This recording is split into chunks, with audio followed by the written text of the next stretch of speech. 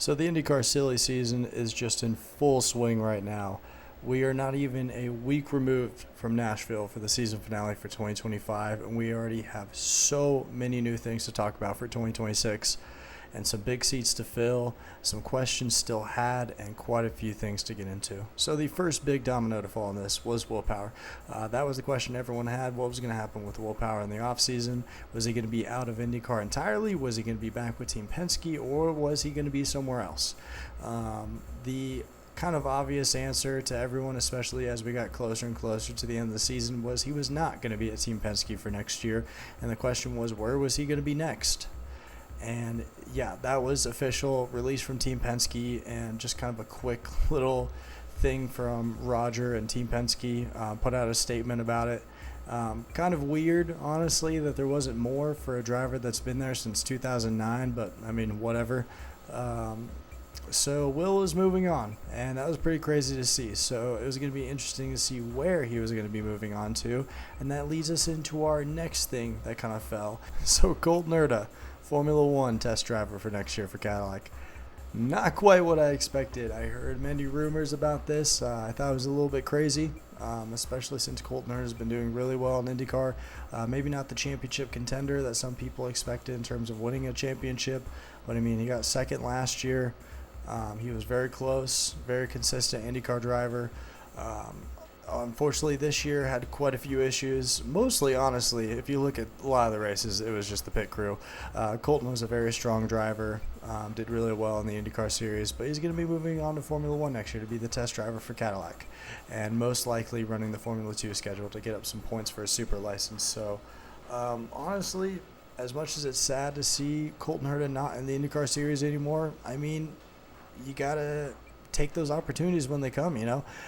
For Colton Herta, this is a really big dream of his. It's something he's been wanting for quite a while. And, you know, for a lot of these drivers, it's the dream to run in Formula One, to run in that top series. I love the IndyCar series to death, but you got to be honest with the situation. Formula One is the top motorsports series.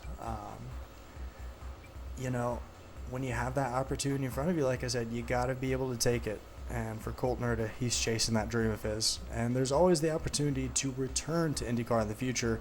I know for some people that's kind of a sour taste in their mouth because it's like they don't want to view IndyCar as a lesser series. And I agree, the competition is great in IndyCar, and it's not easy to run in the IndyCar series. But, you know, that opportunity is always out there. If Colton Herta wants to pursue this dream for 2 to 3 years or even longer than that, he will always have a spot, I feel like, on the IndyCar grid. He's a very talented driver. He was very good in his time in IndyCar, and he's going to be taking those talents overseas to Formula One, and especially for this brand new operation with Cadillac. He's going to be the test driver over there. That's a very good opportunity for him, and now feels like the right time for someone if they want to take that step up and move to Formula One. It's the perfect opportunity for Colton Herta. So, I mean, nothing but support in terms of that for myself, and I know a lot of fans out there feel the same, and I know it's hard for some people, but you just got to look in terms of, you know, as a person, if you had the opportunity to chase that dream in front of you, would you take it? Yes, you would, in a heartbeat. And he's doing the same thing, just chasing a dream of his. And the big question after that was going to be, who's going to be taking over the 26 for Andretti for next year? And already, it was kind of crazy how quick it was, just kind of like bang, bang, bang. Will Power is going to be taking over the 26 for next year, which is absolutely crazy. Going to be driving for Andretti, going to be teammates with Kyle Kirkwood and Marcus Ericsson, which is really honestly funny to me, especially after the shoving incident to Kyle Kirkwood in practice earlier this year. They're going to be teammates now, so that's going to be really fun to see. But honestly, it's going to be really weird seeing Will Power on another team in the IndyCar series, running for Andretti and not running for Team Penske, not running in the number 12. That's going to take some getting used to, especially not seeing Colton Herta in that 26. That's going to take some getting used to. Still some questions there. My big question is Gainbridge going to still be a sponsor for the 26 car? Is that going to change? There's going to be a lot of moving pieces over there. But for Andretti, you get a really talented driver, someone who's still a really high-caliber driver, can put up pole positions, can contend for wins, got a win earlier this season at Portland, still proving that he could possibly put up a fight for a championship, almost had it in 2024. And I know for Will, after seeing an interview of his, He wants to prove that drivers in their 40s can still contend for championships, still contend for race wins. While the performance may have not been there for the Indy 500, possibly could have a better opportunity with Andretti. You don't know. I mean, the opportunity is always there. And still pushing for race wins, like I said, possibly a championship. He is the only one in the Ganassi-Palou era to win a championship that's not named Alex Palou. So, I mean, you got to give credit where credit is due. A great opportunity for Will Power, a fresh start. I'm really excited to see it, especially not being in the Team Penske mold, where it's like kind of this Penske perfect operation over there, possibly some more personality from Will Power. It's really great to see, honestly. So I'm really interested to see that fresh start. It's going to be really weird, but you know what? Things are changing in IndyCar right now in terms of the overall theme of it. The grid's going to be completely different next year compared to what we've seen in the past, and a lot of moving pieces and people moving out. So, I mean, things are changing in IndyCar, and I think overall it will be for the better. But yeah, with that, it's pretty much just expected that David Malukas is going to take over the number 12 for Team Penske, so going to have some high expectations over there, but did really well in the Indy 500 this year. I feel like over the course of the season, especially the second half of the season, really improved. So while he doesn't quite have some of the qualifications that Penske drivers of the past have had, very talented driver, very fast, and produces well at the Indy 500, which Roger loves. So, I mean, he kind of has everything you need to be a future Penske driver in the future. So, honestly, a really good opportunity for Dave Malukas. Some people have thrown out Rinus VeeKay, which I don't think is going to happen. That's kind of a long shot. But I do think he has the possibility to have a Penske seat in the future if Joseph Newgarden is gone from Team Penske in a couple of years. But we still have a long ways out for that. But in terms of Rinus VeeKay, another thing, leaving Dale Coyne for next year after having a pretty good season with them. Got some top 10s this year. Very talented driver over at Dale Coyne. And looking for a better seat in IndyCar, which AJ Foyt Racing may produce that opportunity. Some people have said Juncos. But I think that Rinus VeeKay is going to be in the number 4 next year for AJ Foyt. That pairing of VeeKay and Ferrucci, honestly, is really intriguing. I'd really like to see that, honestly. And then in terms of Juncos, I think Daly, has, at this point, if funding is good, has secured that seat for next year. I mean, the results at times were not the greatest in terms of the road and street courses, but still really good on the ovals. I mean, the points have proved that Daly probably should get that seat for next year. The best season for Juncos in terms of an individual driver points-wise. So, I mean, yeah, if funding is right, Connor Daly does really deserve that seat for another year. It'd be really a shame to honestly see him out of the IndyCar series after some of the performances this year. And then in terms of who gets that second spot, was Stingray Robb. I think he's going to be out for next year. And some of the rumors going around is that Linus Lundqvist is going to be coming back to IndyCar. Very talented driver. Kind of got booted out of Ganassi after the whole charter system thing. And was a shame because I liked Linus a lot. I thought he was a very talented driver and deserved a seat on the IndyCar grid. So it'd be great to see him return to IndyCar next year for Juncos. And that duo is honestly really good. I want to see that. So yeah, some of the rumors kind of floating around a little bit. That's the unconfirmed spots that we're still kind of waiting on.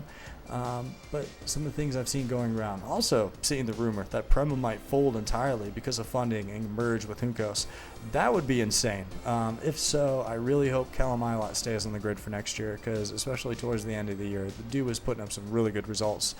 So I feel like Callum Ilott still deserves a spot on the IndyCar grid. So if that does happen, hope he can find an opportunity. But yeah, I mean, IndyCar silly season has been crazy and in full swing.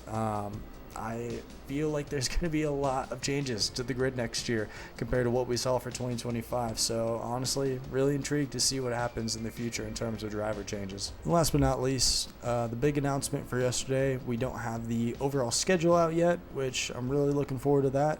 Hopefully we have Phoenix on there and a couple other good opportunities. Hopefully Mexico City. I feel like that's kind of been up in the air at this point. At times it feels like it's really positive as it's going to happen. At times it's like, I don't know if it's going to happen. I hear Washington, D.C. brought up a little bit. Honestly, I feel like that would be a shame if for some reason we had a Washington, D.C. street course and not Mexico City. I feel like that'd be a big failure on IndyCar's part, but I mean, we've seen it in the past. But in terms of what we know for next year, Toronto is gone, and instead we have a 5-year deal with Markham, Ontario. The city of Markham is going to have a street course in their city. A pretty unique layout, honestly. Going to have the dual pit lanes back, which is really interesting. Some people like it, some people hate it. I'm not as big on it, but you know what? It's interesting. I mean, it's there, it's new. Some people like it, so going to have that opportunity. Goes under the Unionville station over there. That's going to be really fun and exciting, I feel like. They showed the layout for it, which hopefully I'm going to have a picture of that up here now. 12 turns, 2.19 miles. It's going to be in mid-August of next year. And like I said, a 5-year deal for that. So we are going to be racing at the city of Markham for quite a while. And I know some fans are kind of pissed about it. They want more ovals. But, I mean, you got to have these other opportunities, especially for Canada, getting another race there because Toronto is going to be off the schedule, which is a shame. I love the Toronto Street Course. That was one of my favorite courses on the IndyCar schedule. But you have another opportunity. And from what I've heard from the press conference from yesterday is it's going to be more accessible to fans going in and out of the track. So if that happens, honestly, that's great because one of the biggest pains in the ass of going to any race is transportation. How do you get there? You know, where do you stay? And getting out of the race. I mean, is it an easy process? It never really is. So if that's the case, that's great to see. But honestly, I feel like this is going to go pretty well in terms of the future for IndyCar. It's good to see, like I said, a race still in Canada, the home of James Hinchcliffe. So hopefully, you know, that's pretty big in terms of the marketing next year for that. And hopefully we get a lot of new fans out there. I'm possibly hoping to go to that next year. That'd be really cool to visit Canada for the first time, and that be the reason why. So going to be racing in the streets of Markham next year and going to be doing so for the next 5 years. So if you're pissed about it, guess what? You got to deal with it for another 5 years. So yeah, that's pretty much it in terms of the overall schedule in terms of what we have now. Also, Phoenix is heavily rumored. I don't know if that's going to happen, but fingers crossed for that. Another oval on schedule would be great, especially before the Indy 500. But yeah, that's pretty much it so far in terms of the IndyCar silly season. I mean, it's been absolutely insane so far in terms of what we had in terms of news, as we are not even a week away from Nashville. But hopefully going to be getting some more stuff in the future. So if we do, going to be hopefully making some more videos on that. Let me know any thoughts down below, and hope you all have a great rest of your day, and take care.